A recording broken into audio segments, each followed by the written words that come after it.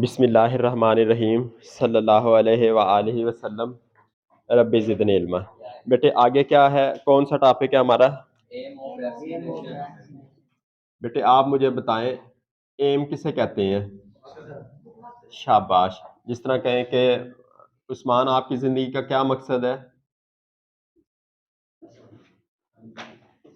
क्या मकसद है आपकी ज़िंदगी का? क्या है? अल्लाह न करे मेडिकल स्टोर ना खुला तो फिर आपकी ज़िंदगी का मकसद बाहर।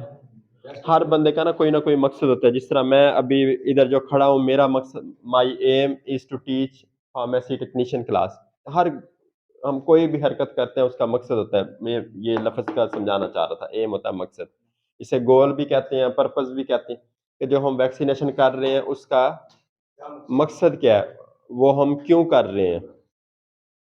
अब vaccination. The aim of vaccination in the individual is to induce a prime state such that on contact with the relevant infection, a more rapid and effective secondary response could be mounted leading to the prevention of disease. Thus, the primary aim is to eliminate the disease. Vaccination का primary aim क्या है? बीमारी को, इतनी सी बात उसने लिखी हुई है। ठीक है बेटे, क्या मकसद है इसका एम मुरसलीन?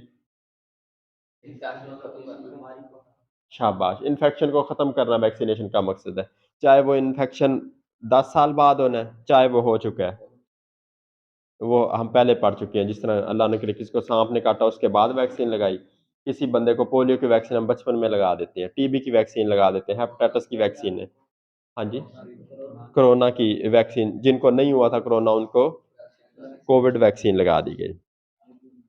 अब बेटे आइडियल वैक्सीन की क्या अलामतें होनी चाहिए? आइडियल वैक्सीन, इमरान क्या ज़हन में आता है? इमरान रशीद। बेटे आइडियल वैक्सीन किस तरह की होनी चाहिए? अब ये तो नहीं है कि एक वैक्सीन, फ़र्ज़ करें एक बंदे को हम कहते हैं पोलियो की वैक्सीन लगानी है हमने। पोलियो हमें तो नहीं पता होना है या नहीं, और वो वैक्सीन आए 1 अरब रुपए की, और वो बंदा बेचारा मज़दूर आदमी हो, 2000 दिन के कमाता हो। तो वैक्सीन कैसी होनी चाहिए? इंतहाई सस्ती होनी चाहिए, अफ़ोर्डेबल होनी चाहिए, या फ्री ऑफ कॉस्ट होनी चाहिए, या इस तरह की पॉलिसियाँ हो। एक चीज़ ये। दूसरी, अब हमने एक बंदे को पोलियो की वैक्सीन लगाई कि यार इससे मुस्तकबिल में पोलियो ना हो जाए, और वो बंदा बेचारा कल ही मर जाए। तो बेटे ऐसी वैक्सीन होनी चाहिए जो नॉन पैथोजेनिक हो। हम फ़ायदा लेने की बजाय क्या हो जाए, बंदा ही मर जाए अगले दिन। वो हमने लगाई इसलिए थी कि उसे बंदे को पोलियो ना हो जाए 10-15 साल बाद। हमने वो सिर्फ़ पेश गोई करते हुए दिमाग में, और वो पता चले वो जो हमने दवाई दी है उसी से ही बंदा फड़क गया। नॉन पैथोजेनिक होनी चाहिए, सस्ती होनी चाहिए, अफ़ोर्डेबल होनी चाहिए, और क्या होनी चाहिए? अब हमने वैक्सीन लगाई है पोलियो की, और पता चले 3 साल बाद भाईजान को पोलियो हो गया। तो वैक्सीन कैसी होनी चाहिए? इम्यूनिटी पैदा करवाए, ये ना हो कि उसका फ़ायदा ही ना हो। और आगे क्या बताया? इफ़ेक्टिव होनी चाहिए, असर होना चाहिए, उसका रिज़ल्ट होना चाहिए। और उसके आगे क्या बताया?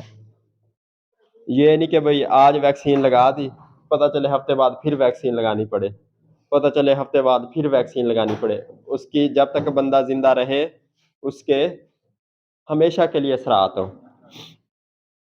और बेटे आखिर में लो कॉस्ट लिखा हुआ है, और स्टेबल जेनेटिकली एंड थर्मली। अब कि उसे वैक्सीन को स्टेबल होना चाहिए। अब एक लैब में वैक्सीन बनी है, कराची बनी है, और पता चले वो 2 घंटों बाद एक्सपायर हो गई है।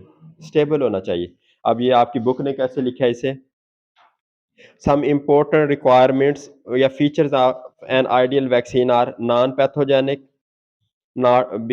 they shouldn't cause original disease, immunogenic, strongly immunogenic to produce antibodies, efficacy greater than 90%, effective when given orally, produce they must produce long-lived immunity, hope full long life, low cost, induce a wide range of appropriate responses, compatible with co-administered vaccine, stable genetically and thermally।